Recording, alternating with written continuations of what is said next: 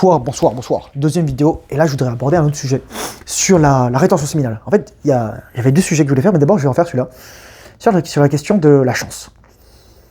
J'avais déjà fait des vidéos sur pourquoi la rétention séminale te rendait plus chanceux, et j'avais trouvé pas l'explication. Et en fait, je pense que je l'ai trouvé dans une certaine mesure, partiellement. Mais bien sûr, il y a une dimension ésotérique, mystique, énergétique, aurique, cosmique, tout ce que tu veux, astral. C'est simple. Là, je mettrai dans la description un post de Semaine Retention et plutôt même un lien vers en fait des recueils d'articles. Il y a 120 pages de textes de mecs qui racontent qu'ils ont eu de la malchance dès qu'ils sont masturbés et qu'ils ont fait PMO. Porn, masturbation, orgasm. C'est pas orgasme, c'est éjaculation en fait. Mais c'est aussi mater du porno parce que je vais vous dire pourquoi c'est problématique. Parce que le mec, en fait, je disais dans ma précédente vidéo, lorsque tu es en rétention séminale, tu es en mode survie. Donc quand tu es en mode survie, tu vas avoir une analyse des facteurs très spécifiques, que ce soit vis-à-vis des femmes, que ce soit vis-à-vis de la nourriture, que ce soit vis-à-vis des ressources, de l'argent, etc., plein de choses. Et donc forcément, tu vas chercher l'opportunité. Et tu vas être sélectif et tu vas avoir tes instincts qui vont être maximisés. Et sauf que, comme on n'est plus juste des singes et qu'on est des singes un peu évolués, ce qu'on va sélectionner va être différent. C'est-à-dire les partenaires qui vont nous aider, les opportunités qui vont être favorables, les endroits qui sont les meilleurs pour nous, les environnements, les communautés, etc. Les hommes. On va choisir les compétences, etc. Enfin voilà. Et donc, pourquoi la rétention séminale t'aide d'avoir plus de chance? Parce que, bon, déjà, normalement, t'évites les mauvaises habitudes, dans une très grande mesure, c'est-à-dire que t'es plus en train de scroll sur TikTok, t'es plus en train de mater des boules, t'es plus en train de edger, etc.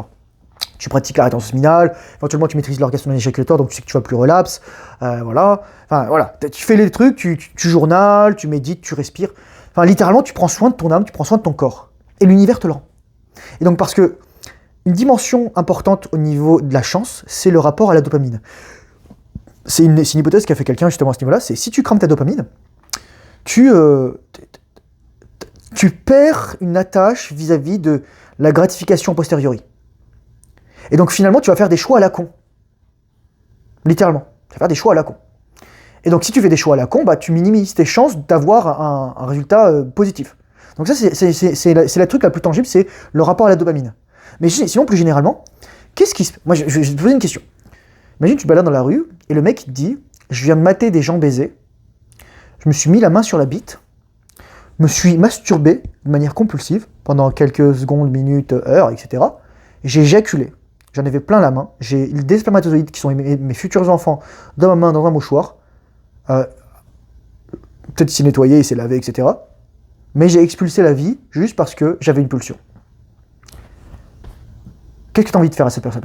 Qu'est-ce que tu as envie de lui dire? Qu'est-ce que tu as envie de... Est-ce que tu as envie de rester avec cette personne? Non.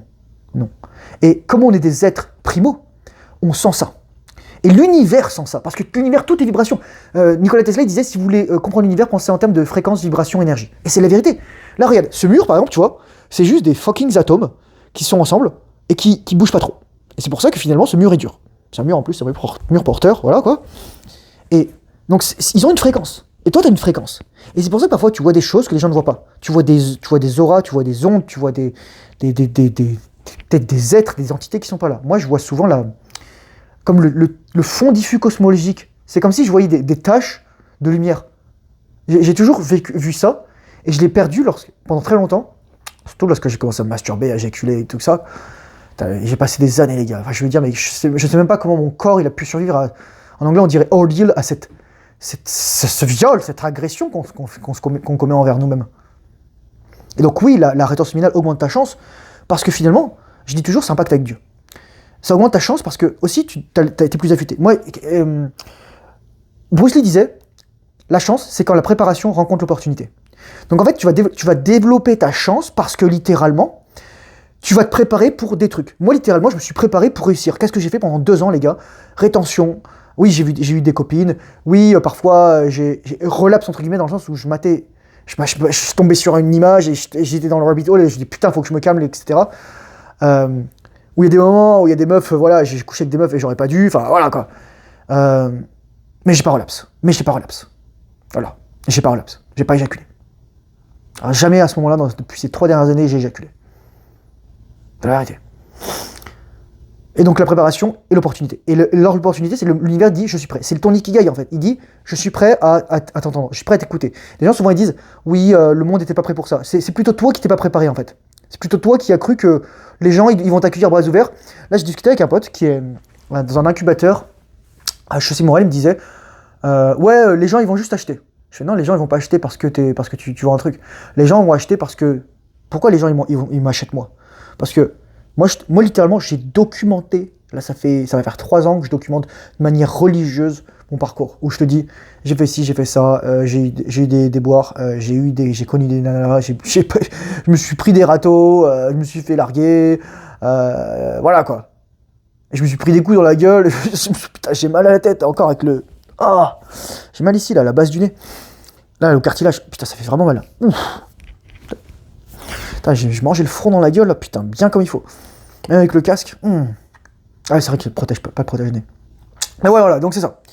Donc, la rétention séminale augmente ta chance parce que t'es plus en train de mater des choses que t'es pas censé voir.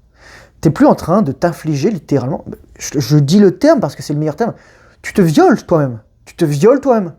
Mais sauf que c'est une partie qui est sous contrôle, de ton cerveau qui est manipulée, et littéralement on te viole pour te vider de ta semence.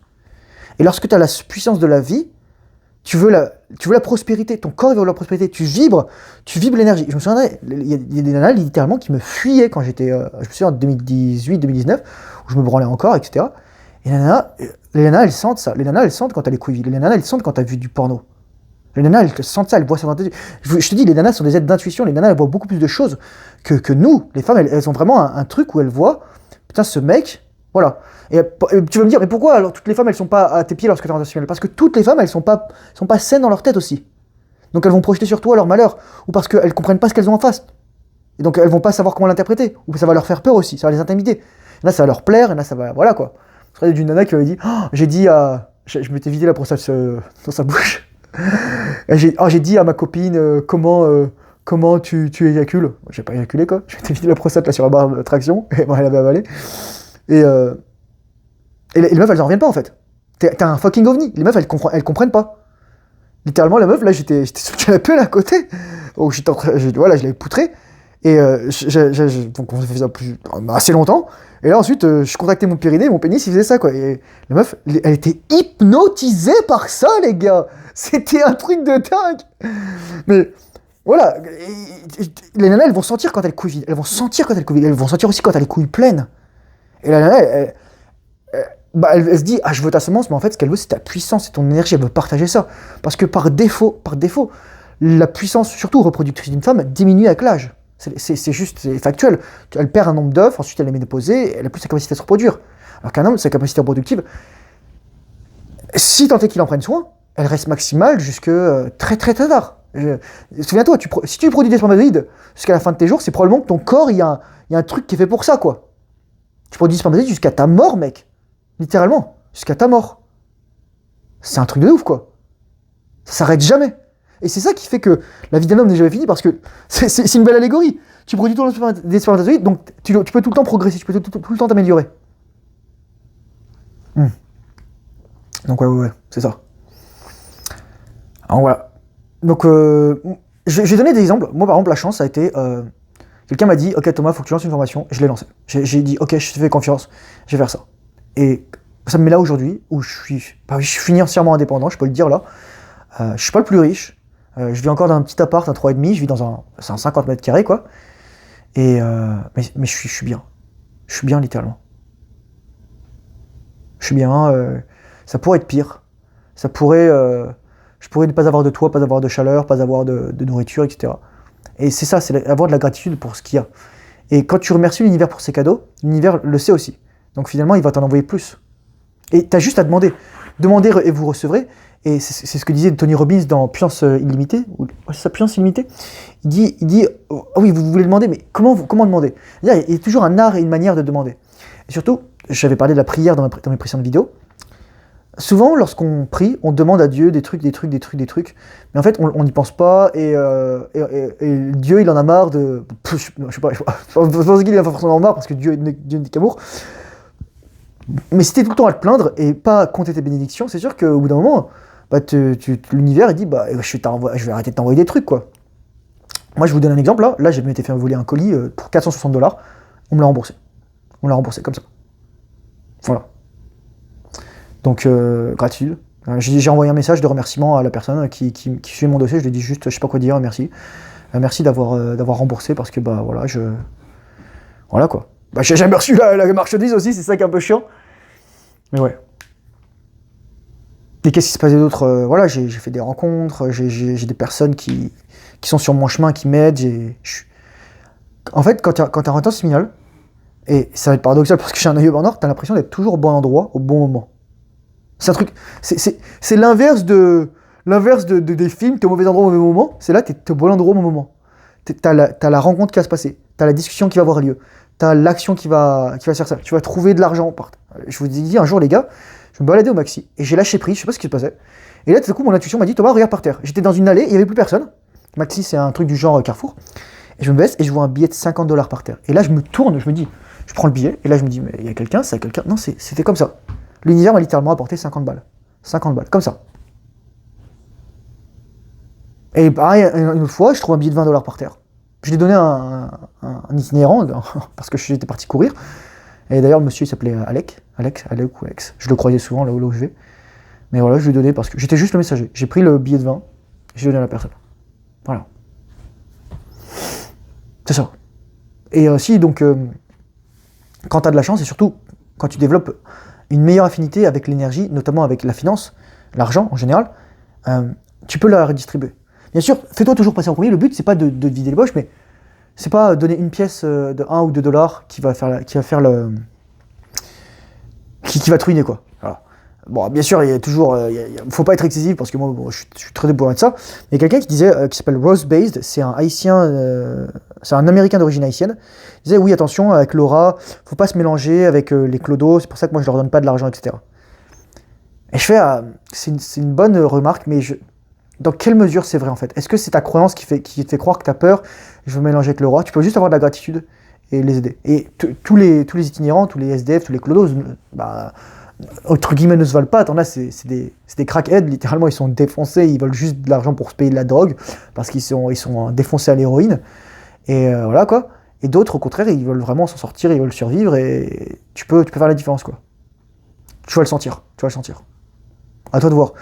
Rien ne t'oblige à faire ça, personne ne t'oblige. C'est à toi de voir le rapport que tu as à ce niveau-là. Donc ouais, la chance.